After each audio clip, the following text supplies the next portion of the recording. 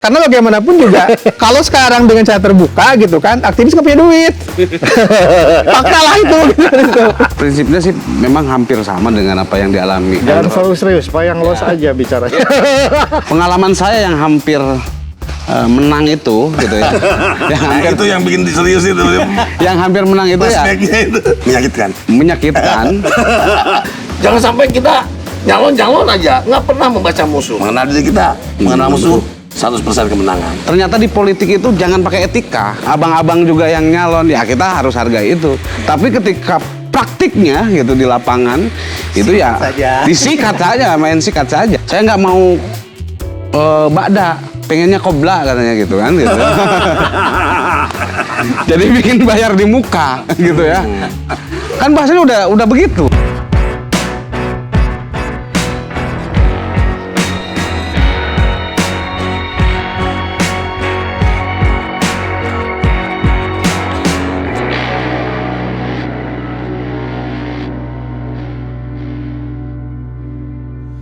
Assalamualaikum warahmatullahi wabarakatuh. Hari ini saya bersama teman-teman, kawan dan sahabat yang pernah hampir menang. Pak Roni hampir menang di Pileg 2019. Pak Nana sama juga hampir menang. Dan ada yang hampir kalah berkali-kali. Hampir kalah. Yaitu Pak Demi Hamzah. Pak Roni aktivis pemuda, Pak Nana juga sama mantan ketua KNPI, dan Pak Demi juga sama mantan ketua KNPI. Yang membedakan dari ketiga ini adalah nasibnya saja. Ada yang hampir menang, tidak ada yang hampir kalah. Kita akan membicarakan peluang para aktivis gerakan pemuda ya, dalam Pileg 2024 besok. Apa yang menyebabkan pemuda itu, aktivis itu ya relatif banyak yang kalah ketimbang banyak yang menangnya. Lalu peluang untuk tahun ini sebagaimana, seperti apa besarnya, mengingat apakah sudah ada perubahan perilaku pemilih hari ini? Lebih melihat, wah ini aktivis pemuda lebih paham persoalan dan lain sebagainya, atau perilaku pemilihnya datar-datar saja seperti kemarin yang terjadi. Kita akan membicarakan soal ini bersama kawan dan sahabat saya. Saya mulai dari mana dulu? Nanti yang hampir kalah ya, yang hampir menang dulu. Kita berbagi aja. Pak Roni, gimana Pak Roni? Ya sebetulnya kalau bicara peluang peluang aktivis gitu ya, peluangnya memang sangat besar gitu ya itu. Tetapi kalau kembali kesempatan sama ya kesempatannya sama lah gitu ya, di partai manapun juga sama. Yang membedakan kan urusan resources lah gitu. Yang kedua juga yang membedakan itu adalah isi tas gitu. Kita harus akui lah aktivis hari ini dengan yang dulu juga ya tidak jauh beda lah gitu ya. Nah, tetapi yang jadi persoalan kan ya isi tas lah gitu ya. Karena tadi berbicara perilaku pemilih, sampai saat ini yang nggak ada perubahan gitu ya. Itu selesai dengan angka 20.000, 30.000, 50.000 gitu kan. Selesai dengan itu gitu kan. Jadi ya sampai saat ini kampanye yang paling efektif itu gitu ya, bukan hanya tatap muka gitu ya, tapi dengan duit. Bagi-bagi uang gitu. Ya, gitu ya. Walaupun itu ada Bawaslu ya sama saja lah gitu ya, ada Bawaslu tidak ada juga, sebetulnya hampir sama lah gitu ya kalau dengan politik uang. Karena ya tadi bicara bicara kos politik sudah wajib ada itu kan itu. Bicara kos money politik itu juga setengah wajib gitu kan gitu. Kenapa saya katakan setengah wajib? Karena memang kalau nggak pakai uang ya nggak jalan juga gitu ya. Pengalaman beginilah. Hari ini sudah mulai menjelang masa kampanye lah begitu. Datang ke masyarakat, kita nggak bawa apa-apa, malu pulang, gitu. Tapi kalau sebelum masa kampanye, gitu ya, kondisi yang normal, gitu ya, kita datang ke masyarakat dengan banyak orang, dengan sedikit orang, pulang bebas-bebas aja, gitu kan, nggak ngasih apa-apapun juga, pulang ya tenang aja. Tapi kalau misalkan masa kampanye, atmosfer sudah berbeda, gitu kan, kita tidak bawa apa-apa itu, malu pulang gitu ya. Itu pengalaman yang saya rasa pernah saya alami, tapi juga saya pikir Pak Nano juga merasakan demikian lah gitu kan itu. Pada Ibu juga sama lah yang punya resources banyak gitu gitu kan itu gitu ya. Terus juga tadi kalau bicara resources gitu ya, semua partai juga punya gitu ya, tinggal memang memanfaatkan akses tersebut dengan semaksimal mungkin gitu ya. Karena bicara Jakarta, bicara Bandung gitu ya, akses itu ada gitu kan, tinggal ya tadi bagaimana kita bisa memanfaatkan itulah gitu ya itu. Saya pikir itulah pengalaman yang pernah saya alami begitu itu. Kalau kan adu gagasan, adu konsep gitu kan. Ya kan seyogianya pemilu seperti itu. Apakah ide dan gagasan itu sama sekali tidak didengar atau gimana? Ya adu gagasan itu kan seharusnya dilakukan memang ya dengan seperti ini gitu kan, menghadirkan pemilih gitu ya. Itu baru bisa efektif gitu ya. Saya berkeyakinan gini, aktivis itu ketika misalkan kemarin diberikan kesempatan oleh partai gitu kan dengan tertutup gitu kan, dan aktivis nomor 1 gitu kan, dan punya kesempatan dari DPRD, saya pikir saya sangat berkeyakinan bahwa aktivis bisa menjalankan itu gitu kan. Mendukung tertutup berarti kemarin. Mendukung tertutup kalau saya, gitu ya. Mendukung tertutup gitu kan. Bagi aktivis tidak mendukung tertutup gitu kan, saya pikir kekeliruan begitu. Kesalahan cara berpikir yang fatal. Betul gitu ya. Karena bagaimanapun juga kalau sekarang dengan cara terbuka gitu kan, aktivis nggak punya duit. Fakta lah itu. Itu. Fakta kalau itu gitu. Tapi kalau misalkan dengan tertutup bisa menjalankan aktivitas di DPRD, saya berkeyakinan itu gitu kan. Sekarang bisa hitung lah, ya mohon maaf Pak Ketua Besar gitu ya. Hari ini ngitung di DPRD siapa sih yang mampu menjalankan fungsi dan peran dewan secara maksimal. Dari 50, saya bisa ngitung berapa orang gitu. Yang paham segala itu. Paham persoalan. Iya. Bahkan ada kan anggota dewan yang nggak pernah bunyi gitu kan. Fakta kan gitu. Tapi kalau aktivis saya yakin pasti. Pak, modelnya silent. Karena lobby kan, atau di lobby ya. Nanti kita bahas modal silent dan modal dering ya. Artinya gitu ya, aktivis ini memang punya segudang kemampuan gitu ya. Karena memang sejak SMA, sejak kuliah gitu kan sudah diajarkan dan memang sudah terbiasa bicara lobby, bisa bicara fungsi dewan sudah biasa gitu kan, tinggal masuk ke sistem gitu kan, menjalankan sistem tersebut gitu kan. Ternyata tanpa resources nol ya hasil. Nggak ada lah. Nggak ada yang cukup dengan pidato bahwa nanti kalau saya jadi anggota dewan, saya akan dampingi kesejahteraan masyarakat di bidang pertanian, peternakan, apa. Kang Nana gimana pengalaman? Ya, prinsipnya sih memang hampir sama dengan apa yang dialami Kang Roni. Serius Pak yang bicara. Ya. Tapi gini, Kang Muhajir, pengalaman saya yang hampir menang itu gitu ya. Itu yang bikin serius itu. Yang hampir menang itu ya. Flashback-nya itu. Yang hampir menang itu apa ya? Menyakitkan. Lalu kemudian saya ini kan ya ternyata di politik itu jangan pakai etika gitu ya. Jangan pakai etika. Karena biasanya di dunia aktivis itu kan ada rakanda gitu ya. Ada abang-abang gitu yang udah senior gitu ya, menghargai. Tetapi juga mereka akhirnya ya Tidak ke Adinda. ya tidak sayang sama Adinda gitu kan itu. Catat Ya, kita sudah hargai betul gitu ya ketika kontestasi itu berjalan, karena di situ ada kanda juga yang nyalon, ada abang-abang juga yang nyalon, ya kita harus hargai itu. Tapi ketika praktiknya gitu di lapangan itu ya disikat saja, main sikat saja kan Jadi gitu. Dinda juga disikat sama Disikat sama abang-abang itu kan gitu. Padahal Dinda itu udah sih. itu di sana ada abang, kita nggak masuk ke sana gitu. Nggak masuk ke sana gitu ya. Ternyata ya begitu hasilnya.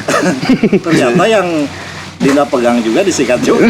Disikat juga gitu. Itu tapi yang terpenting juga ini sebenarnya kalau di dapil saya ya, dulu berkaca di dapil saya kan ya selain tadi modal resources yang besar gitu ya, orang mengeluarkan itu kita ya percuma, kita juga kalau kita hanya modal cuap-cuap di pidato itu ya memang percuma gitu ya. Ruangnya sangat terbuka sih untuk itu ya, tapi kan kesannya kan kalau bahasa pemilih itu saya nggak mau bakda, pengennya kobra katanya gitu kan gitu. Jadi bikin bayar di muka gitu ya. Kan bahasanya udah begitu cara pandang masyarakat. Oke, sempurna kobra dan bakda. Kalau pengen sempurna lagi ya itu kobra dan bakdanya itu. Nah ini yang menariknya begitu. Jadi hampir menang itu ya menyakitkan gitu. Tetapi kan modal tadi ada gagasan, ada ide tadi disampaikan. Sebenarnya kan apa yang diperjuangkan oleh teman-teman aktivis ya itu kan gagasan tentu ya. Ide dan gagasan yang biasa dibawa di jalanan, yang biasa dilakukan di diskursus yang dilakukan oleh teman-teman aktivis itu yang diperjuangkan gitu ya untuk dibawa ke parlemen. Tetapi praktiknya itu memang dihadapkan pada persoalan resursi yang harus besar itu. Nah itu mungkin yang jadi kendala. Kalau saya rasa juga peluangnya cukup besar ya untuk teman-teman aktivis kalau mau juga konsisten berjuang di situ. Karena ya kalau konteks kabupaten mungkin ada istilah politik kehadiran. Tidak juga semua basis pemilih itu juga butuh duit, tapi juga butuh hadir untuk diperjuangkan apa yang menjadi aspirasinya, gitu. Itu mungkin sedikit pengalaman yang saya alami ya sebagai pemain 2009 itu kan sebagai pemain baru ya di kontestasi Pileg. Jadi itu jadi modal berharga buat saya untuk nanti menyongsong Pileg 2024 itu. Begitu Ketua. Oke, selanjutnya kita tanya Pak Demi. Siap. Pak Demi jangan dibayangkan sekarang yang sudah ya bulat dengan pengalamannya. Tapi Pak Demi yang lucu. Umur 27 tahun masuk DPRD. Dan beliau adalah aktivis. Ya waktu masih unyu-unyu ya. Gimana pendapatnya? Jadi gini, kalau bicara tentang peluang aktivis itu, saya masih berkeyakinan sangat besar. Gitu. Kenapa berkeyakinan seperti itu? Kita lihat faktanya bahwa 2019, 2014, dan 2009 ketika pemilihan langsung suara terbanyak, coba hitung teman-teman aktivis yang jadi itu banyak banget. Ya kawan-kawan di KNPI lah. Yang jadi dan tidak punya duit. Yang kita tidak punya duit. Iya. Nah, Saya aku sebutin ya. Tapi saya takutnya ini nggak apa-apa disebutin aja kan ini obrolan terbuka. kita kenal lah kawan-kawan di KNPI kan ada Mas Jejeng. Mas Jejeng jadi. Ada Asep Muslim. Asep Muslim aktivis jadi. Dia bukan orang pengusaha besar atau kaya enggak. Ya ada uang tapi biasa aja lah. Sekelas aktivis. Partai lain. Ada Asep siapa? Karang Kasat. Ya kan? Aktivis juga. Kemudian banyak lah. Ada Denny Jalani, Gerindra, ya kan? Jadi banyak faktor. Ada Perry William. Ada kalau Cecep Nur Yakin dia udah pengusaha kan. Artinya dia lebih punya uang dibanding kawan-kawan aktivis waktu itu. Ada Hakim Jaman, ya kan? Kemudian dari partai lainnya mana nih? PKS sudah jelas lah. Ya, jadi juga aktivis dia. Saya tahu jejak rekamnya di partai politiknya memang dari awal dia kader. Kemudian dari P3, ya kan? Masuk nama Hidayat Muslim. Aktivis dia.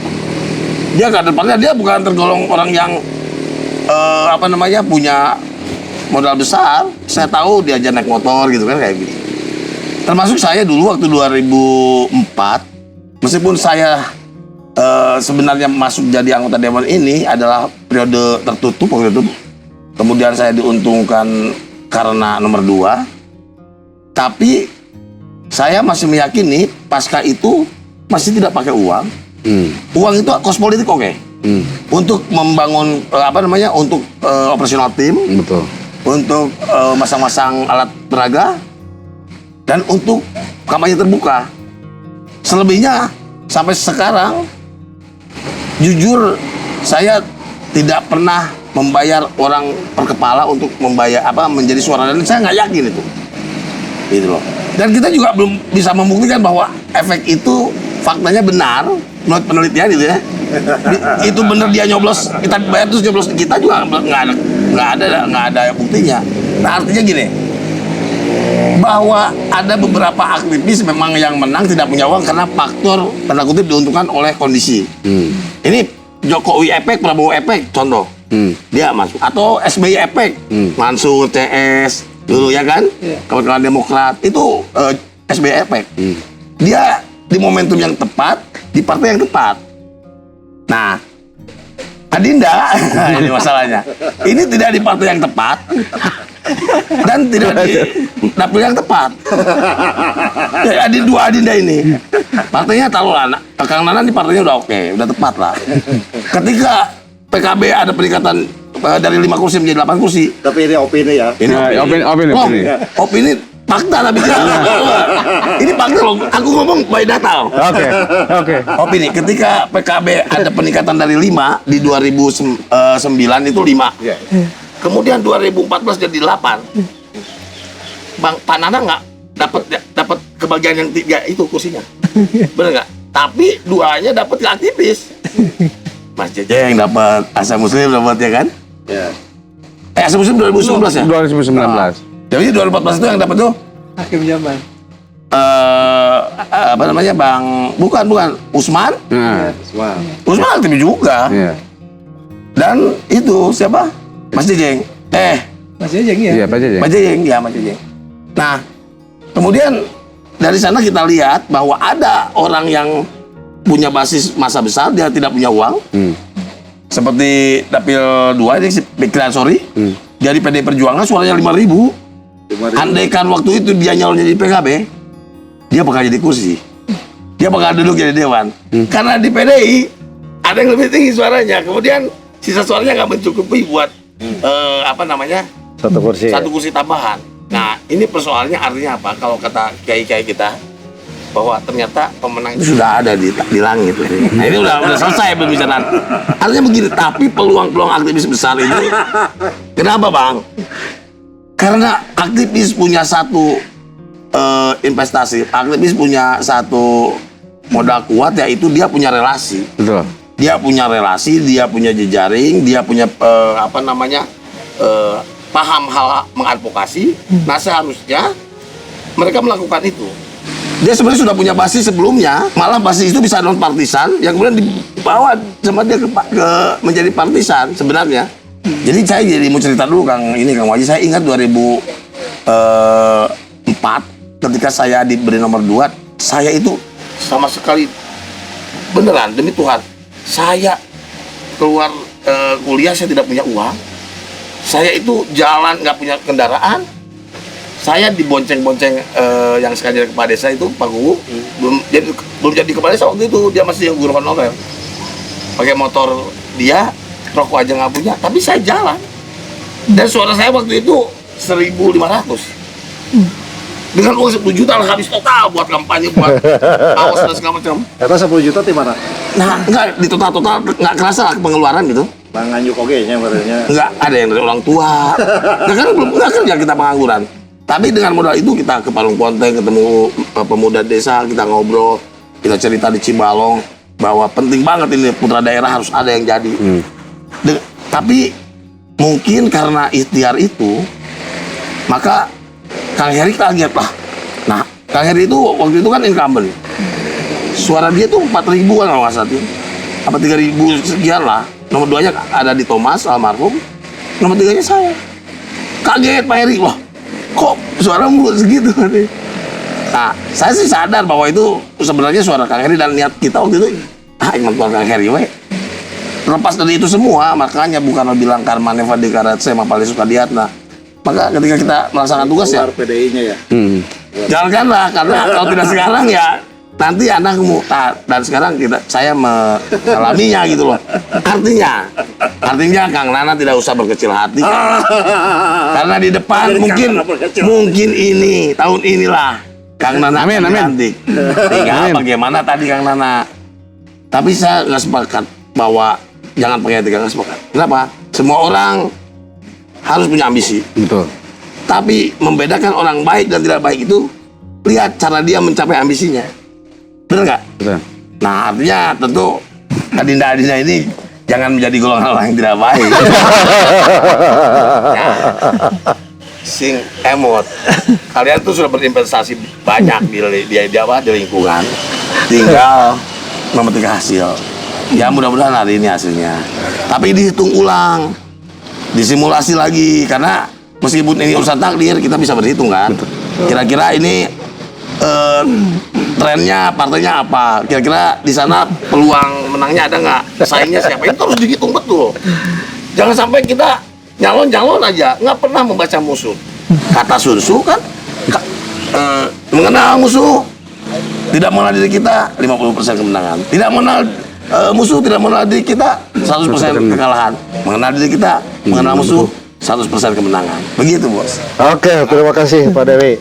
Balik lagi ke soal yang tadi. Ini 2-1. Dua negatif opininya. Satu positif. Saya kembali lagi, kalau bicara Haji Demi tadi pengalaman awal, dia bicara gagasan. Emangnya politik gagasan teman-teman aktivis ini susah diterima? Atau memang butuh faktor-faktor lain yang mendukungnya? Atau masyarakat udah nggak butuh gagasan lah, pragmatis besok tadi lah nyungkin semen misalkan 10 sak mungkin toa atau gimana? Di sisi yang lain mungkin ada sependapat, tapi memang faktanya ya, misalnya di Dapil 7 kemarin 2019, faktanya kan ketika kita menguji undang-undang dan didorong, itu kan ada yang didiskualifikasi karena politik uang itu. Faktanya ada? Ada. Ada yang didiskualifikasi. Gerindra kan tuh ada yang didiskualifikasi karena terbukti melakukan money politik. Tapi memang kalau balik lagi urusan tadi gagasan, ide dan gagasan, sebenarnya asal dia mau, ya mungkin juga ini juga ada kesalahan di personalnya juga, di personal misalnya saya. Karena tadi ada faktor-faktor lain itu tidak mampu menerjemahkan apa yang menjadi gagasan kita. Partnernya juga yang menerangkan lagi di bawah ada Tim sukses lah ya. Nah, tim sukses itu juga tidak mampu menerjemahkan apa yang menjadi gagasan sehingga salah menyampaikan ke masyarakat. Mungkin juga bisa itu. Ketika kita menyampaikan isu terkait infrastruktur, kena datang ke saya bupati iya kan gitu. Kira-kira kan gitu. Padahal kan nggak bisa juga begitu. Kan ada prioritas itu. Kayak ayah iya jalan mah kan gitu kan juga begitu kan, terus harus diperjuangkan kan. Faktanya begitu. Selain tadi ya faktanya yang tadi urusan politik uang, memang di dapil saya tuh kemarin di 2019 Ada lah ya. sangat masif Pak, sangat masif. Saya juga punya bukti-bukti terkait itu gitu ya, sehingga ketika kita konsolidasi dengan beberapa caleg yang hampir menang itu, kita uji undang-undang, kita lapor ke Bawaslu dan akhirnya didiskualifikasi kan begitu. Oke. Soal politik gagasan para aktivis di ini. Ya tadilah kembali lagi gitu ya. Kalau urusan gagasan kan sudah selesai semua gitu ya itu. Aktivis itu punya gagasan gitu ya. Tapi tadi kembali lagi gitu ya, urusan resources juga memang sangat penting gitu ya. Tadi Maksudnya gini, ketika gagasan itu dijual, teman-teman kan ya biasalah. Para aktivis itu kan punya agenda, advokasi, Betul. advokasi kebijakan, advokasi apapun, anggaran misalkan yang lebih konkretnya, advokasi apa gitu ya, persoalan di masyarakat, bangun komunitas. Nah, itu memang banyak dilakukan gitu ya itu. Tetapi gitu ya, tadi ketika misalkan kita misalkan yang paling sederhana lah gitu ya, membantu masyarakat bikin KTP, manajemen KK gitu kan, terus kantor ke rumah sakit gitu ya itu kan banyak dilakukan oleh aktivis gitu kan, bahkan sampai gratis kan sudah dilakukan oleh aktivis gitu kan itu. dan berhasil. PKB jadi anggota dewan. Betul gitu ya, itu. Hari ini saya juga melakukannya. Betul gitu kan, itu masalahnya- itu lakukan. Kalau Acep itu pionir, konsisten, Kita follower. di sana kita follower. Betul. Itu saja. Betul sekali gitu ya. Atau misalkan mohon maaf gitu ya, Kang Agus Aka gitu kan dengan WBC-nya ketika kampanye pertama, ya dia kan turunin beku kan, benerin jalan. Milih kok tiga desa itu gitu kan. Kita efektif memanfaatkan isu dan Betul. Dari dia. Ya, artinya kan tetap kos politik memang utama di situ gitu kan itu. Nah, kalau bicara money politik ya memang realitas terjadi gitu kan. Ada yang memang sial, ada yang memang tidak kan gitu. Bukan gini Pak Roni, gini ya, aku tuh ngelihat gini, kawan-kawan itu punya investasi politik, tapi dia tidak tepat menempatkan itu Betul. di tempat yang tepat di orang tepat. Ya, contoh seperti yang tadi bilang, Pak Aka itu tepat, dia potensinya di sini dipakai di sana gitu. Iya. Nah, maksud saya gini, seperti pola-pola komunikasi dengan masyarakat, pola pendekatan kadang-kadang aktivis itu paling senang dikasih panggung besar. Betul. Melihat banyak orang, senang banget. Karena menurut saya dia itu buik menurut saya. Nah, punten ya. Mungkin kalau aktivis yang lama masuk partai politik dia paham itu. Tapi bagi para pendatang, dulu kan ya, hampir menang itu karena baru kan di partai politik. Ya, betul. Nah, kurang diskusi dengan senior yang sudah berhasil. Ya kan? Jadi, ketika bertemu orang banyak, kemudian itu dianggap Mau memilih dia, itu gitu. ke dia. Saya tahu loh. Kang Roni ini meskipun dia tidak punya resources, tapi dia ada yang bantu juga. Karena ada DPR RI yang banyak uangnya waktu itu. Saya tahu. Itu udah betul, itu sudah betul. Memang harus begitu. Saya juga begitu dulu. Saya memanfaatkan DPR RI yang yang dari waktu saya di Bu Tris, ya. Bandung, saya manfaatkan betul. Dia bawa pupuk, saya pakai. Tapi itu pas salah. Betul. Artinya gini, ini di mana yang butuh pupuk ya di sana. Jangan kita kasih pupuk di orang yang butuh aspal. Sia-sia. Banyak pilihan kita masuk ke konklusi dari pembicaraan kita. Aktivis itu sepakat semuanya bahwa para aktivis itu memiliki peluang, tapi tentunya dengan prasyarat. Apa saja prasyarat untuk supaya aktivis ini masuk ke dalam parlemen? Sebab tentu saja kita tidak mau demokrasi kita demokrasi yang terbungkam. Terbungkam karena ketidaktahuan. Gimana? Prasyaratnya apa saja? Kalau saya tadi satu, resourcesnya memanfaatkan dengan baik gitu ya. Karena aktivis itu punya gagasan gitu ya, memanfaatkan gagasan itu bisa membumi di masyarakat gitu ya itu. Tadi dengan bahasa Kang Nana julkamnya kalau bahasa dulu gitu kan. Kalau sekarang mungkin tim suksesnya itu betul-betul sampai ke masyarakat gitu ya. Kalau hanya sendiri seorang caleg gitu ya, terjun ke masyarakat tanpa dibarengi dengan orang yang mempublikasikan gagasan-gagasan tersebut agak susah juga gitu ya. Selanjutnya yang ketiga adalah memanfaatkan momen gitu kan. Apa yang dibutuhkan oleh masyarakat gitu ya. Itu. Kalau misalkan mengandalkan uang mah susah juga gitu kan itu. Tadi dengan bagi-bagi walaupun memang itu sebuah kebutuhan gitu ya. Kebutuhan limitan di hari akhir itu saya pikir itu sebuah keharusan gitu ya. Itu Masuk di syarat dan rukun. ya, karena ternyata begini. Kultur. Karena ternyata begini, orang ada yang sudah pengalaman 5 tahun menjadi dewan dan setiap reses datang ke sana, program disampaikan ke sana, tapi dari akhir tidak diberikan liwatan udah selesai juga itu. Pengalaman itu. Itu. Karena gimana? Ya, pentingnya tentu konsistensi, memperjuangkan apa yang menjadi ide dan gagasan itu. Dan tadi disampaikan bahwa juga pintar-pintar berhitung terkait peluang, gitu ya. Daerah mana saja yang akan kita masuki, gitu ya. Dari sekian kecamatan, sekian desa, di wilayah mana kita akan menentukan basis masanya. Jadi pertama tadi konsistensi, yang kedua juga pintar-pintar berhitung. Dan yang paling penting dengar awukusiku. Dengar awukusiku. Oh, ini ngomong pengalaman kemarin. Ya, dengar awukusiku. Jadi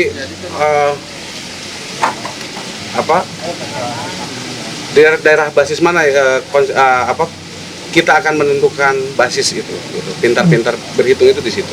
Oke, Kang Demi, gimana? Ya, jadi urusan memilih pemimpin itu bukan hanya urusan materi, tapi juga urusan ini ya, chemistry. Tentu kita harus punya kedekatan khusus dalam memilih, harus ada berkesinambungan, rasa satu dan lain itu harus menyatu. Artinya kita harus sensitif dan harus berempati terhadap apa isu yang ada di masyarakat. Saya kira masyarakat sudah cerdas dan masyarakat itu kadang-kadang tanpa harus bertemu, lihat di gambar saja, kalau dia merasa sudah suka, selesai. Kadang-kadang ada yang sederhana itu, ya. Artinya urusan-urusan kan gini, aktivis itu kaya gagasan, kaya relasi, tapi kadang-kadang